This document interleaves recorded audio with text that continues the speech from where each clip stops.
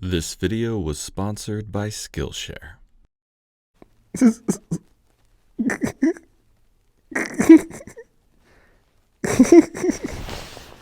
Hey, you didn't know I was in there, did you? In this video, I'm going to show you how to make these floating nightstands. Waterfall edges, got a wireless charging dock, these cool curved handles. They're pretty slick and they're not that hard to make. So follow along, check out the video, look at the video description for links to products, my Patreon page, all that jazz. Anyways, I'm gonna take a quick nap and then we'll get started.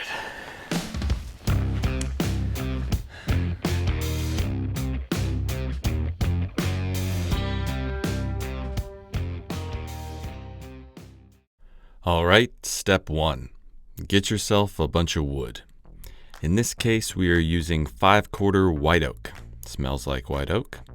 Tastes like white oak. Yep, that's white oak. All right, let's do this. Now, we're essentially going to make a box that's mitered on all 4 corners, creating a waterfall edge, meaning that the grain continues from the top and down the sides. So the first thing we have to do is glue up a slab that is just as wide as, well, we want our nightstand to be. So I did all the classic things. I chopped it down to size, I got a straight edge on the joiner, I ran it through the table saw to get the correct width, and then of course I went over and poked it through the planer. Nice and easy. The planer squeezy. Well, I guess it doesn't really squeeze, it more trims. Anyways, pretty soon I had some beautifully milled pieces that I could glue together in my slab that would be cut down to become my box. Oh, and I should also mention, I'm making 2 of these, so you haven't been drinking too much, you're not seeing double. There are 2 nightstands. Once all my wood was milled and looking fresh, all I needed to do was smear some glue on each edge and slap these things together. So I did just that. Now you notice I'm not using biscuits or dominoes. I'm not really too worried about this being perfectly aligned because I haven't brought it down to its final thickness yet. It's only 19 inches wide and I've got a 20-inch planer. So after I glue them up, I'll send it through the planer on both sides so that everything comes out perfect. All right, now to just wait for that glue to dry. Thanks to movie magic, the glue is now dry. I came out the next day and removed all my clamps, and we were ready to start shaping this thing into a box. The first thing I did was clean up the horrible mess I made with all that glue squeeze out, just scraping it with a putty knife, and then I sent the whole thing back through the planer, first on one side and then the other, bringing the entire slab down to just at 1 inch thick. After both sides were planed on both of my slabs, I did my favorite thing in the whole world, and that was just lightly sand them smooth. Next, I needed to start cutting all of my miters to create my box. Now I had this old crosscut sled I made for my other saw, but it didn't fit on my new saw. So I cut it in half, get rid of that piece for now, and now I have a working sled again. And this just happened to be 20 inches wide, so it'll perfectly fit my 19-inch slab right in there to cut those miters with my saw blade at a 45-degree angle. Now, whenever you're doing a mitered waterfall box like this, you have to keep in mind that only 3 of your 4 sides are actually going to be grain matched. And in order to achieve that, you have to work in a certain order. Because the bottom is not going to be grain matched, I like to cut the bottom piece first. We'll cut the bottom, then cut a side, then cut the top, then cut the last side. So we start by just chopping down the far end of our slab with a nice 45-degree angle. You'll notice I took that offcut piece from the crosscut sled and I used it as a support on the far end of the slab because the slab is a little big. I also used some wedges at the front of the sled to get that slab nice and tight against my back fence. After cutting that 45-degree angle, I got out a tape measure and I measured over the distance of my bottom and drew a line. No, not the distance of my actual bottom, the distance of the bottom of my box. But hopefully you knew what I meant. After drawing that line, I draw another line with a combination square to mark where I need to cut that 45-degree angle, just like that. Then I flip the whole thing over so that that mark is facing the saw blade, and now using that offcut from the sled on the opposite side to support the piece I'm cutting off, I once again run it all the way through the table saw, cutting a nice 45-degree angle. Then before I just go crazy and cut all my other pieces, I want to stop and make sure that my cuts are actually nice and square. If you're not making square cuts, you're going to kind of be upset when you go to put the whole box together. Luckily, that cut was perfect. Next, I need to mark each side so that when it comes time to form this into a box, I can get all that grain lined up the way it should be. Now, before we cut our other piece, we need to cut the reverse of that 45-degree angle, basically taking out a little wedge. When you think about it, a box from a slab is just removing a bunch of wedges and folding the thing into a box. I'll show you more what I mean a little later on in the video. Once we remove that wedge, we can measure over the distance of our side now and just repeat the exact same process, cutting the length of our side. Measure it with a tape measure, draw a straight line, add a little bevel with the combination square, then flip the whole thing over and cut it again. It's really not that complicated of a process. You just want to go slow and make sure that you're getting nice, crisp, clean cuts. Because if you don't, you're going to have a rhombus instead of a box. And ain't nobody want a rhombus when they're trying to make a box. Pretty soon I had all 4 of my pieces cut out, and it looked like they were going to go together pretty... Oh, jeez. Maybe you should wait to put them together until you actually have something to hold them together. With one piece all cut out, I moved on to my second of the 2 slabs, and I got a little smarter on this one. If you notice, I took a piece of 8/4 stock and some clamps, and I clamped my main crosscut sled to my little offcut piece to make sure that everything was nice and rigid and cutting perfectly smooth. And really sharp. I mean, look, I cut the edge of my finger right there. Watch out, folks. Those miters are dangerous. Ouch. Now here's what I meant by making a box out of a slab is just cutting a bunch of wedges. As you can see, here's my slab, and all we really did was cut 3 or 4 wedges out. By cutting those perfect 45-degree wedges, we can very easily just fold the entire thing into a box and ensure that all that grain will match all the way around. I like to use blue tape to just hook everything together just to check and make sure my seams are going to come together nicely and I don't have to make any adjustments. If it goes together well with just blue tape, you know it should go together just fine once you get some glue and some clamping pressure on there. So with our box done and looking, hey, it's a box. Anyways, with one box all hooked together, I did the exact same thing to the other box, and they were starting to look like at least the bones of what will soon be a nightstand. But before we get too much further, we had to cut all of our joinery to actually hook the boxes together and keep them nice and sturdy. For this, I'm using a Festool domino joiner, just adding 3 dominoes in each seam. I'm using little tabs on the end of the domino joiner to reference my 2 outer marks, and then I just drew a pencil line for reference in the middle. See, I'll show you what I mean. There's these little tabs here. You just catch those on the outside edge of the piece, and that perfectly measures in the same distance on both sides, so you know everything's gonna line up. Then I drew a line on the middle for reference, and I add another mortise in there. If you don't have a domino joiner, you can do the exact same thing with a biscuit joiner. It'll work just as well. Basically, all the dominoes are doing here is giving a little strength to that miter, as well as really helping you line everything back up. As you can see with this dry fit, the dominoes allow everything to clip together and give you a perfect picture of what it should look like once it's all glued up. So far, so good. So with one box all cut out with my dominoes, I do the exact same thing to the other box. You know, sometimes you guys really like to complain when I pull out the domino joiner. Oh yeah, just pull out a super expensive tool. But you know what you could do instead of complaining? Just save up some flippin' money and buy yourself a domino joiner. I mean, I promise you won't regret it. You'll use it all the time. So quit whining and man up. or woman up. With all the pieces cut for both boxes and having them dry fit, it was now time to make them a little prettier. You notice the front of this box just has a boring flat edge, and I wanted to add a little shape to it in the form of a back bevel. So the first thing I did was mark all of the pieces so I knew exactly which side was my front. Then I simply took them over to the table saw with that blade still set at 45 degrees and ran each piece through. Not cutting a full 45 all the way through the piece, but about 3/4 of the way through. So I still had just a little bit of a flat spot on the nose of each piece. You could do the exact same thing with a router, but honestly it's so easy on the table saw, I don't know why you would do it any other way. After cutting all my pieces, I lightly sanded them to remove any burn marks left behind by the blade on the saw.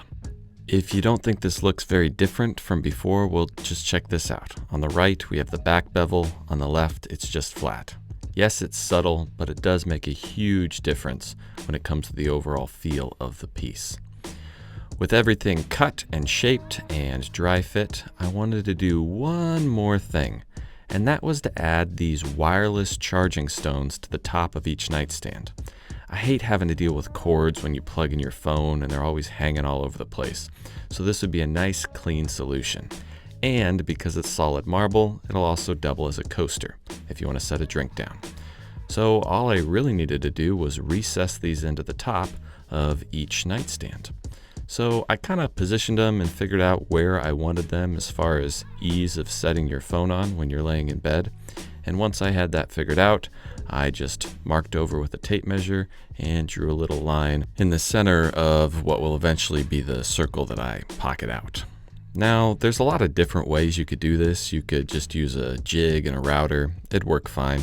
But I've got this fancy Shaper Origin, so I'm gonna flip and use it. Why not?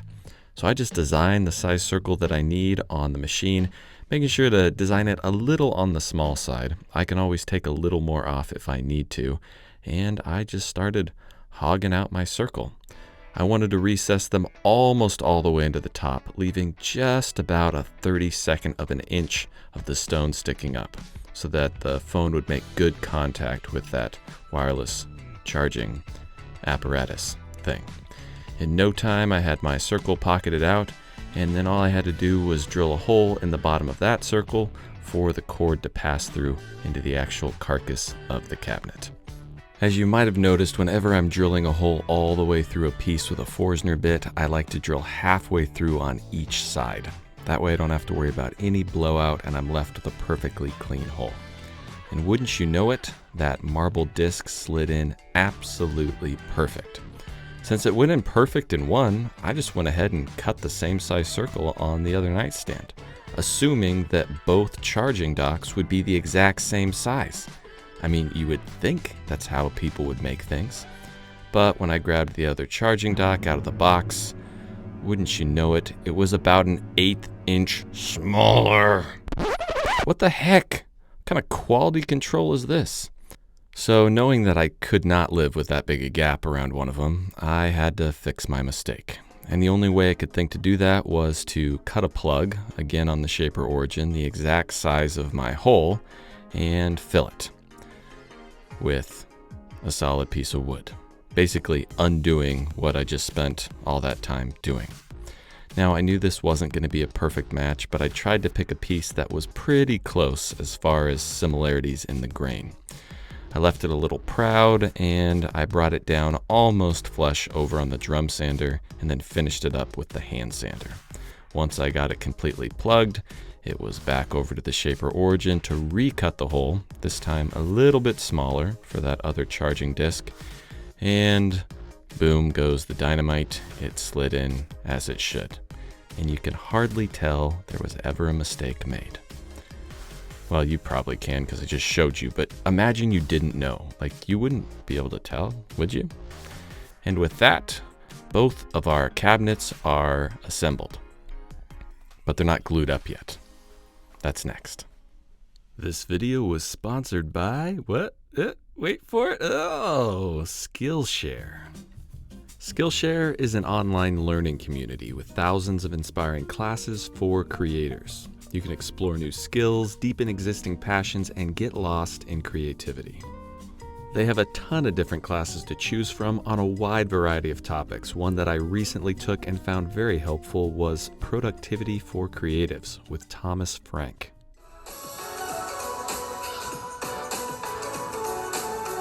Hello, my name is Thomas Frank, and welcome to my third class here on Skillshare. This class is all about productivity for creators. Another great class is Finding Your Style with this guy. My name is Andy J. Pizza, and I am an illustrator, podcaster, and public speaker. Today's class is about finding your style. So what even is style? I think on the most basic level, it means the choices that you consistently make.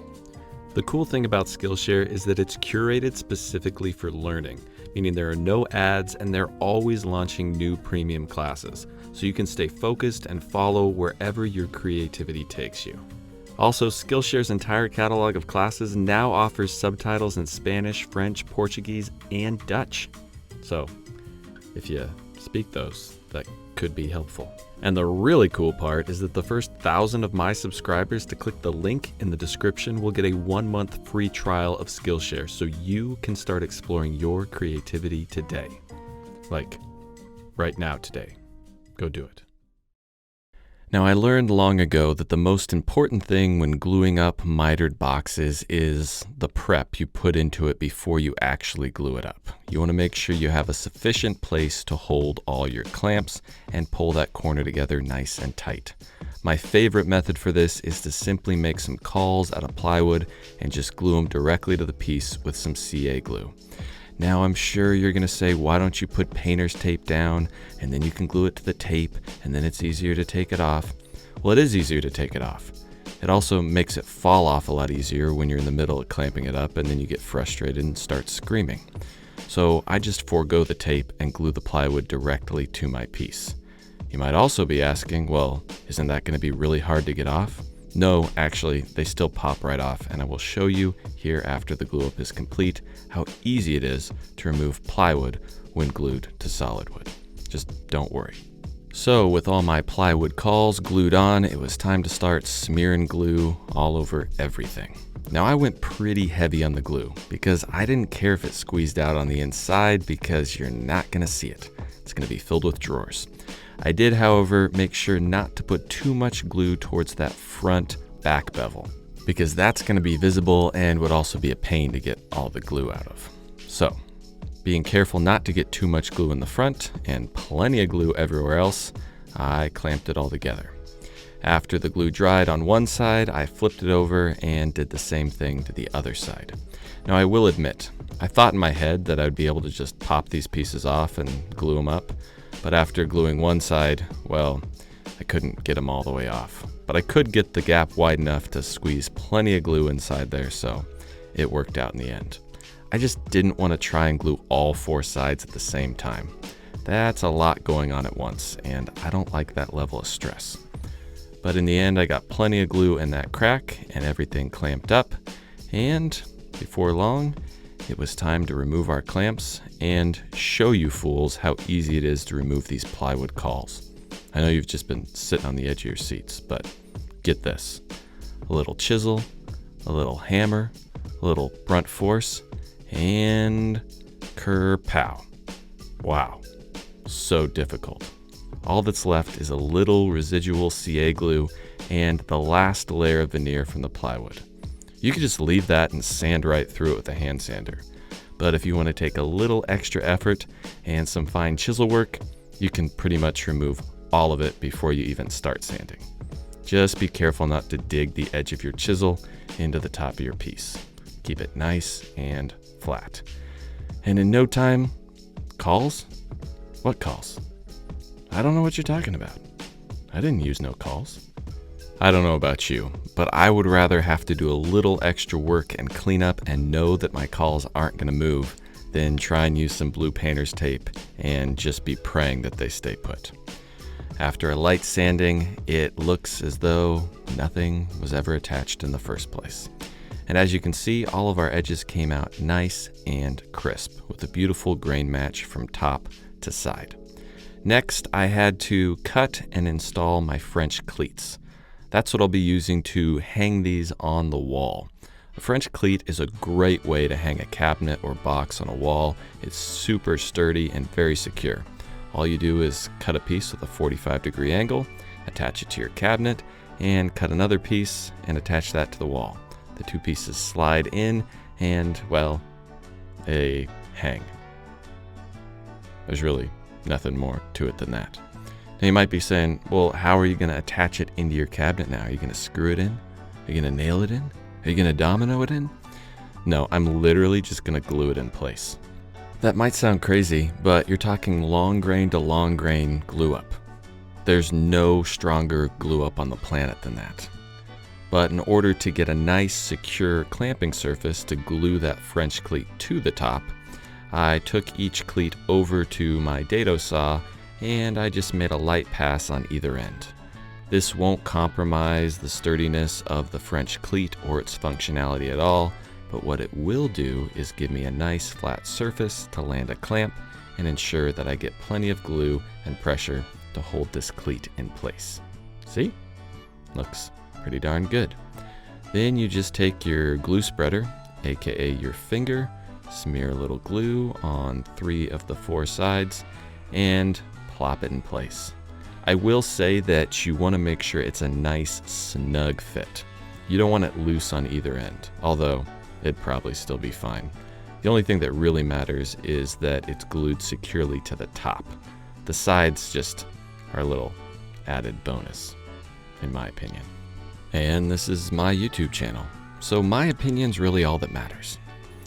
After getting glue smeared everywhere it needed smeared, I used my little clamping cutouts. And what do you know? They worked perfect, and as you can see, I have good glue squeeze out along that entire seam. Then I do the exact same thing to the bottom, this time just with a squared off piece. This is going to be my nailer strip. This will ensure that once the cabinet is sitting in that French cleat, it can't pop out and fall on the floor. If you don't think that's a possibility, you should go watch my friend Keith Johnson's latest video. He did some floating nightstands too, and he really knocked his out of the French cleat. He thought I was going to say park, but no, his fell on the floor and broke.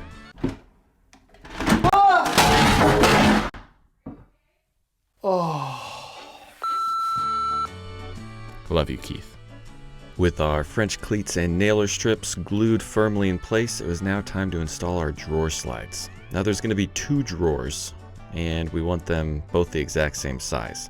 So I like to install the upper drawer slides first, just using a scrap piece of plywood that is exactly half of the height of the inner part of my cabinet. I set the drawer slide on top, knowing it's right in the middle, and screw it in place. I also set these back exactly 3/4 of an inch from the front of the cabinet, because you gotta remember you want to leave room for your drawer face itself. And we want the drawer face to stop right where that back bevel starts. In no time I had all the drawer slides installed, and now I just had to make a few drawer boxes. If you want to learn how to make your own drawer boxes, I'm not going to tell you in this video because we ain't got time for that, but I do have a full video on making every part of the cabinet, and you can check that out in that upper right hand corner annoying little button thing. But since I already know how to make drawers, I made 4 of them and installed them with the drawer slides. Next, I wanted to make some fancy wooden drawer pulls that had some curve to them and matched the mid-century vibe we got going on in the nightstands. Now, if you want to know how to make these in detail, well, I'm not going to show you, because we ain't got time for that. But believe it or not, I also have a video on making these exact same drawer pulls that you can watch, and I will walk you through step by step exactly how to make them. But because I need to keep talking while you watch this footage, here are the bullet points. Basically, you make a few cove cuts on either side of a board to get a nice curve on the inside. Then you bring down the angle on the outside by changing the angle of your table saw blade. You do your final angle over on the joiner until it looks something like this. You're probably thinking, that doesn't look anything like a drawer pull. Well, don't worry, we're not done yet. Once you do all your rough angles on the table saw and joiner, you knock down all the ridges with a block plane, making sure to go with the grain so that you don't have any tear out. After you knock down all the ridges, you finish it up with the power sander and a nice soft pad that'll follow the contour of the slide. You're going for a nice round outer portion that kind of matches the radius on the inside of the slide. Then you take the whole thing over to the table saw and cut it in half. Now we have 2 blanks that we can cut multiple drawer pulls out of. Next, we trim the whole thing down so that it's all about 1/4 of an inch thick. Be careful with this cut though. It can be a little shady and you want to watch those fingers. Then after tracing out the actual shape of our individual pulls, I just go over to the bandsaw and very carefully, roughly cut those just proud of my pencil line. I say just proud because we can finish everything up to the pencil line over on the oscillating belt sander. At this point, we're still dealing with multiple pulls hooked together, so we need to cut them apart into each individual piece. I just use a auxiliary fence on my miter saw and very carefully trim them down to the correct size until we are left with 4 individual pull-like things, looking something like this. Then I clean them up with a little hand sanding and boom, custom curved drawer pulls. But before we could install them, I kind of need to actually make drawer faces. And of course, get a kiss from my foreman. Get a kiss from my foreman? What kind of weird relationship do I have with my foreman? But that's a conversation for another time. With all of my drawer faces made just out of solid white oak and cut to the right size, I next needed to carve out a mortise in the face of each drawer face that I could slide my custom pulls into. So again, I just cut this using the Shaper Origin, making sure that it was a nice, snug fit. And looking pretty darn good, if I do say so myself. I do say so. Once I had all 4 mortises cut for each drawer pull, it was finally time to glue them in place. You really don't want to go overboard with the glue because the glue doesn't have any place to go once you put the pull in there. So if you put too much glue, that pull's not going to go all the way in and you're going to have a gap, which we don't want. So just a little glue, a little force, and let it sit.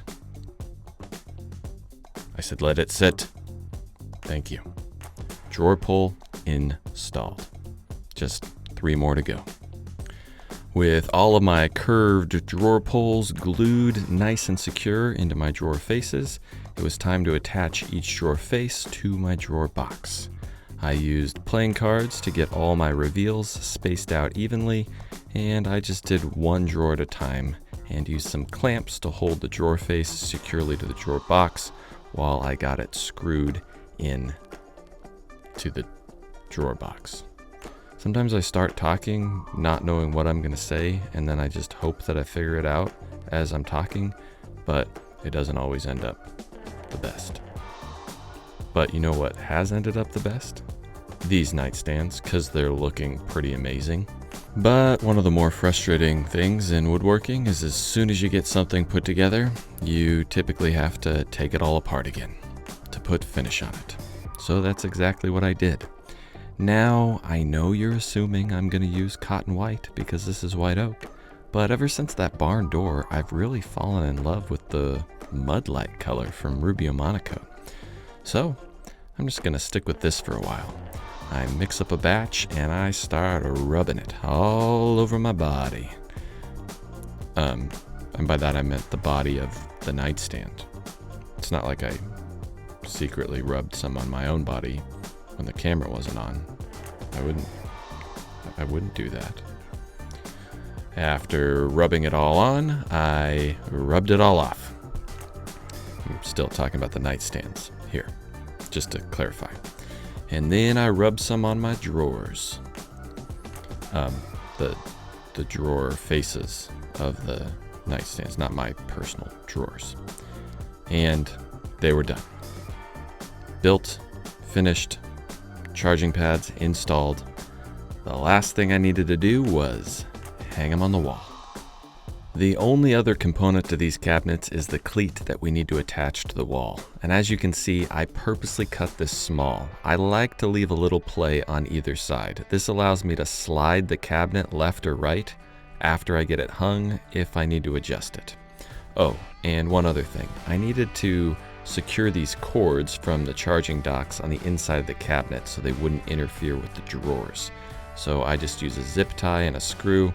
And then I also cut a hole in the bottom of the cabinet to pass the cord through because the outlet is just below where these nightstands are gonna hang. Then it was up to my master bedroom. Hey, I recognize that bed.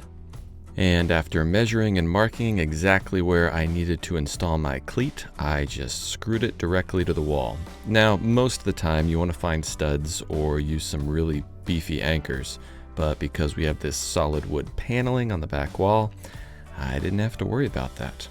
With my cleat screwed securely to the wall, you literally just set the cabinet on top and let the French cleat do the work. Installed. But as I mentioned, we don't want this to ever pop off of that cleat. So next, we're just going to send a few screws through that nailer strip and hold it securely in place.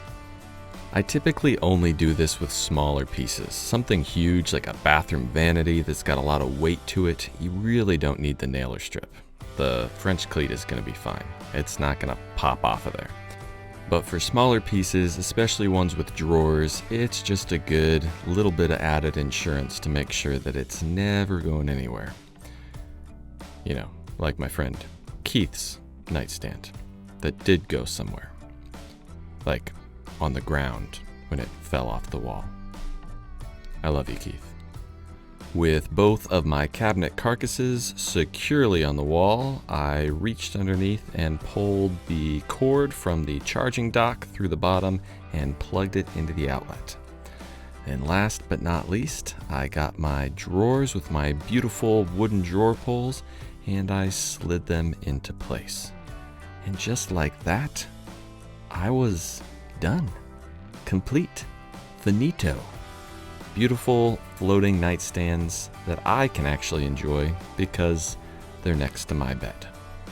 Well, it's me and my wife's bed. I have to let her sleep in there. It's like a marriage thing. It's kind of annoying, but anyways, the point I'm trying to make is they're all done. And I know the question you're all asking is, do the charging pads actually work? Yeah, they do. And my phone has a case on it and it works even through the case. I would show you that, but I'm using my phone to film this video, so I couldn't film myself using my phone to charge because, well, that's impossible. But I hope you enjoyed this video, and I hope you were inspired to go make some nightstands of your own.